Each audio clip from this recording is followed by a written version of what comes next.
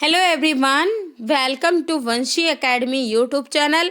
तो दोस्तों, आज हम करेंगे यहाँ पर सोशल साइंस के वे क्वेश्चन जो कि आपके एग्जाम में बार बार पूछे जाते हैं। इंपॉर्टेंट क्वेश्चन है तो आपको साथ के साथ याद हो जाएंगे।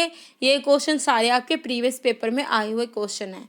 ठीक है, तो आप एग्जाम देते होंगे, आपको भी पता चल जाएगा। तो पहला क्वेश्चन है, निम्नलिखित में से किस व्यक्ति का मकबरा भारत के बाहर स्थित है। ठीक है, ये आपको बताना है। हुमायूं, बहादुर शाह, जहांगीर और औरंगजेब, इन चारों में से आपको राइट आंसर आपको सिलेक्ट करके बताना है। तो कमेंट बॉक्स में भी आप अपना राइट आंसर बताइएगा, क्योंकि एक दो क्वेश्चन यहाँ से एग्जाम में जरूर पूछे जाएंगे। तो जहांगीर का है भारत से बाहर जो है इसका मकबरा है। भारत से बाहर कहाँ है ये आप मुझे बताइएगा। ठीक है, नेक्स्ट, सम्राट अशोक का समकालीन श्रीलंका का शासक कौन था। यानी कि जब अशोक था उस समय श्रीलंका का शासक कौन था, तो ये आपको बताना है, समकालीन बताना है अशोक का। तो महासेन, कश्यप, तिस, विजयबाहु, ये आपका आरोही टीजीटी में भी आया था और आपका KVS TGT D plus B TGT social science में भी ये क्वेश्चन आया था। आपने भी देखा होगा, वेरी इंपॉर्टेंट ये क्वेश्चन है। तो तिस यानी कि सी आपका बिल्कुल सही है। तिस जो है श्रीलंका का अशोक का समकालीन शासक रहा था। ठीक है, तो चैनल को कर लीजिए सब्सक्राइब, बेल आइकन दबा दीजिए दोस्तों, क्योंकि ऐसे ही आपको एजुकेशनल वीडियो जो है मेरे चैनल पर देखने को मिलेगी। आपका ही फायदा होने वाला है, इनमें से क्वेश्चन जरूर रिपीट आपके एग्जाम में होंगे। तो वीडियो अच्छी लगे तो कमेंट करके जरूर बताना, लाइक कीजिएगा, शेयर कीजिएगा।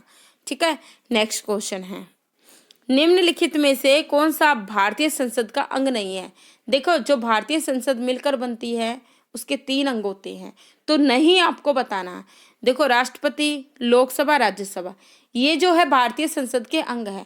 जो संसद बनती है वो राष्ट्रपति, लोकसभा और राज्यसभा से मिलकर बनती है, लेकिन न्यायपालिका नहीं है।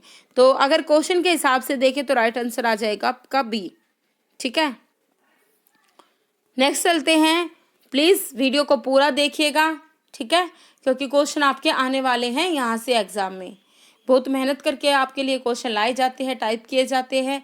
प्लीज़ चैनल को सब्सक्राइब भी कर लीजिएगा। किसने क्रिप्स प्रस्तावों को एक डूबते हुए बैंक उत्तर तिथीय चेक कहा था। जवाहरलाल नेहरू, महात्मा गांधी, M.A. जिन्ना, S.C. बोस। तो इनमें से आपको सिलेक्ट करना है चारों में से आंसर। तो क्रिप्स प्रस्तावों को एक डूबते हुए बैंक उत्तर तिथीय चेक कहा था महात्मा गांधी ने। तो बी आपका बिल्कुल राइट आंसर हो जाएगा।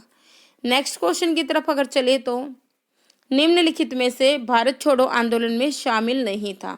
तो इन चारों में से भारत छोड़ो आंदोलन में कौन शामिल नहीं था। अगस्त 1942 को भारत छोड़ो आंदोलन हुआ था। तो डेट आप कमेंट में लिख के जरूर बताइएगा, कमेंट बॉक्स में। तो इनमें से शामिल नहीं था महात्मा गांधी, B.R. अम्बेडकर, जवाहरलाल नेहरू या सरदार पटेल। तो राइट आंसर आपका आ जाएगा B.R. अम्बेडकर। इसका जो राइट आंसर है वो है B.R. अम्बेडकर। नेक्स्ट क्वेश्चन है, सभी क्वेश्चन एग्जाम में आए हुए हैं। प्लीज चैनल को सब्सक्राइब कर लीजिए, बेल आइकन दबा दीजिए। एक बार रुककर आप चैनल को सब्सक्राइब जरूर कर लीजिए। इसका निर्णय कौन करता है कि कोई विधेयक धन विधेयक है या नहीं। राष्ट्रपति, प्रधानमंत्री, लोकसभा का स्पीकर, सर्वोच्च न्यायालय। तो इन चारों में से आपको राइट आंसर बताना है। तो कोई भी बिल जो है वो धन विधेयक है या नहीं, इसका निर्णय करता है लोकसभा का स्पीकर। सी आपका बिल्कुल ठीक हो जाएगा।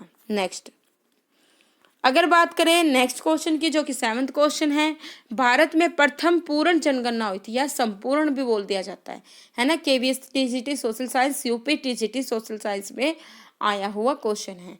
तो संपूर्ण जनगणना, अगर बात करें जनगणना स्टार्ट कब हुई थी, 1872 में जो है जनगणना स्टार्ट हो गई थी। लेकिन बात करें जो है संपूर्ण जनगणना जो हुई थी 1881 में हुई थी। ठीक है, नेक्स्ट आपका क्वेश्चन है, निम्नलिखित में से कौन सा राष्ट्रीय पार्क, नेशनल जो पार्क है उत्तराखंड में है।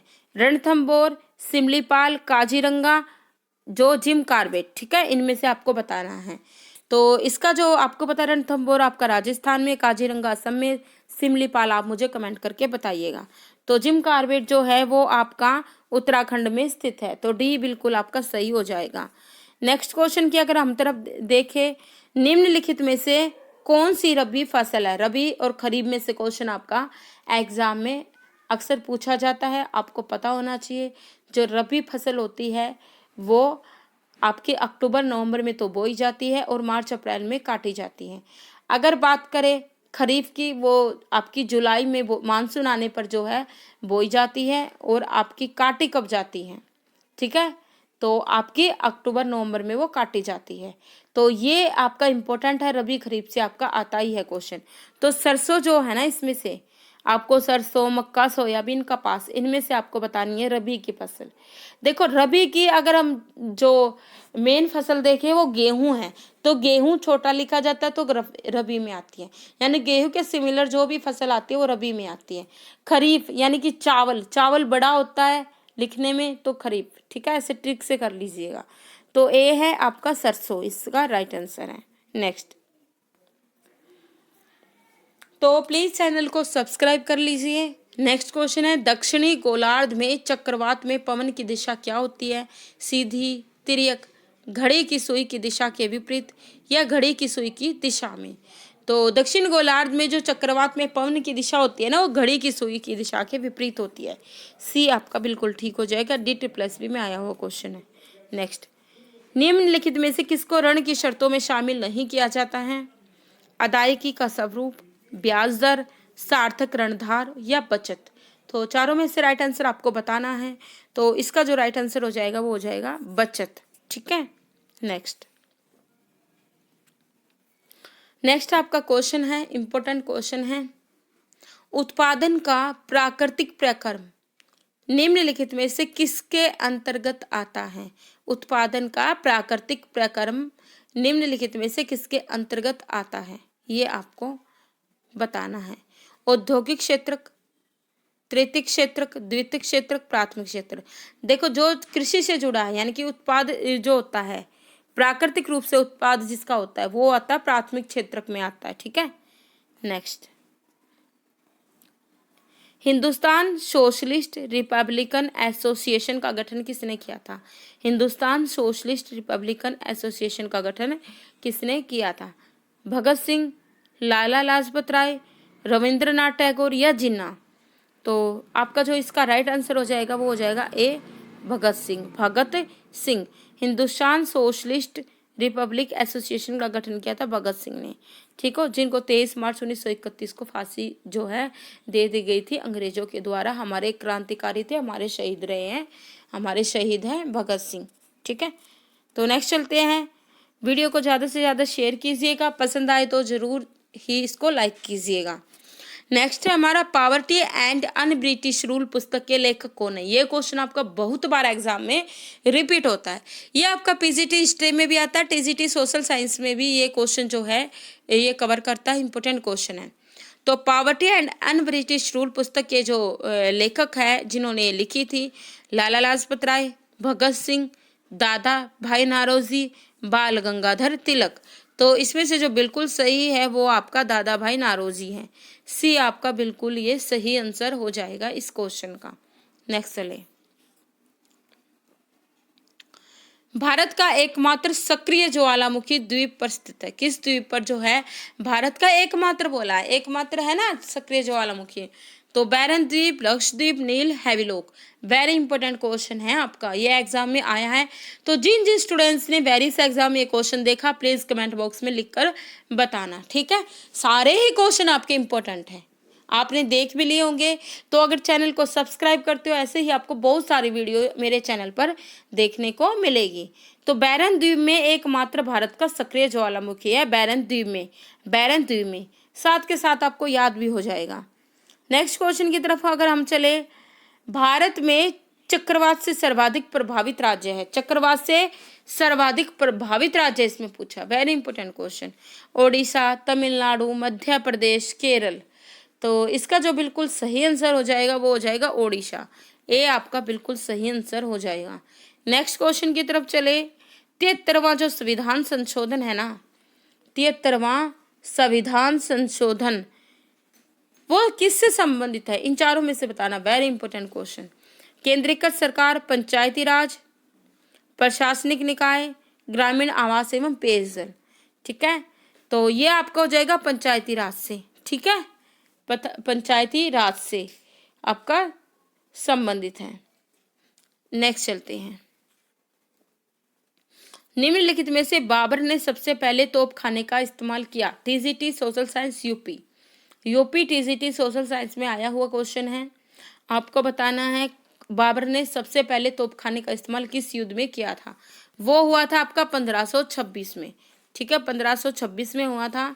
तो पानीपत का वो युद्ध हुआ था, प्रथम था, द्वितीय था, खानवा का था या हल्दी घाटी का।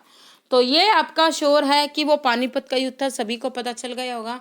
तो 1526 में बाबर और इब्राहिम लोदी के बीच जो है 1526 में पानीपत का प्रथम युद्ध हुआ था। वहीं पे बाबर ने सबसे पहले तोप खाने का जो है इस्तेमाल किया था और जिहाद का नारा भी इसने यहाँ पे लगाया था। नेक्स्ट चलें। निम्न में से किसने तीनों गोलमेज सम्मेलनों में भाग लिया था। DSSB TGT social science. BR Ambedkar, Mahatma Gandhi, Jawaharlal Nehru, इनमें से कोई नहीं। तो आंसर आ जाएगा BR अम्बेडकर। अच्छा, आप मुझे कमेंट बॉक्स में ये जरूर लिख के बताना तीनों गोलमेज सम्मेलन कब कब हुए थे।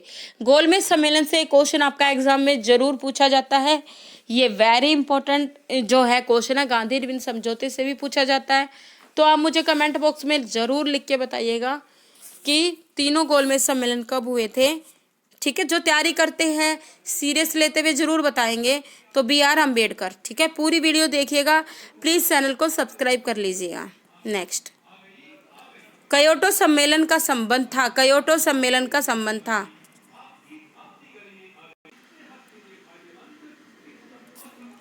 आतंक, परमाणु परीक्षण रोकना, जलवायु परिवर्तन, आर्थिक विकास। तो आपका जो राइट आंसर हो जाएगा वो आएगा जलवायु परिवर्तन। जलवायु परिवर्तन। नेक्स्ट क्वेश्चन की तरफ हम चलते हैं। हमारा नेक्स्ट क्वेश्चन है, भारतीय संविधान के अनुच्छेद 1 में भारत को कहा गया है। तो जो भारतीय संविधान का अनुच्छेद 1 है उसमें भारत को क्या कहा गया है, ये भी आपका बहुत ही इंपॉर्टेंट क्वेश्चन है, एग्जाम में कई बार आपका पूछा जाता है। राज्यों का संघ है, प्रांतों का संघ है, भारतीय संघ है, भारत का संघ है। तो इनमें से आपको आंसर सिलेक्ट करना है। तो इसका जो राइट आंसर हो जाएगा वही वो राज्यों का संघ है, ठीक है। वेरी इंपॉर्टेंट क्वेश्चन है। तो राज्यों का संघ, ए इज द राइट आंसर। तो धन्यवाद स्टूडेंट्स, चैनल को कर लीजिए सब्सक्राइब, बेल आइकन दबा दीजिए। ऐसे ही आपको बहुत सारी वीडियो मेरे चैनल पर